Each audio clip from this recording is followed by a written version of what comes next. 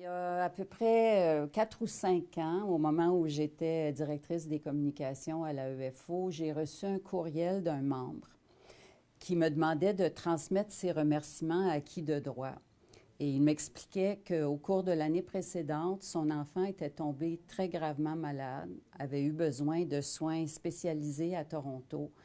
que lui avait dû s'absenter du travail pendant plusieurs mois pour s'occuper de son enfant et que ça lui avait fait prendre conscience de la chance qu'il avait d'être représenté par un syndicat, d'avoir un syndicat qui avait obtenu au fil des ans des avantages sociaux, qui avait mis en place un plan d'assurance provincial grâce auquel, pendant cette épreuve très pénible, il n'avait pas eu de soucis financiers et il avait eu accès aussi pour sa famille et pour son enfant à tous les soins nécessaires, à des programmes d'appui, etc.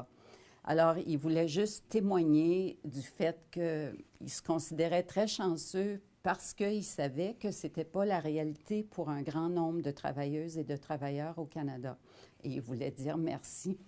Puis je vous raconte ça et je suis encore émue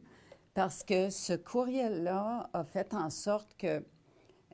enfin, avec des messages comme ceux-là, on prend conscience du pourquoi on travaille pour un syndicat et de l'importance du travail que fait le syndicat. Alors, pour moi, ça avait été un moment très, très touchant et très important parce que ça nous ramène aux vraies choses.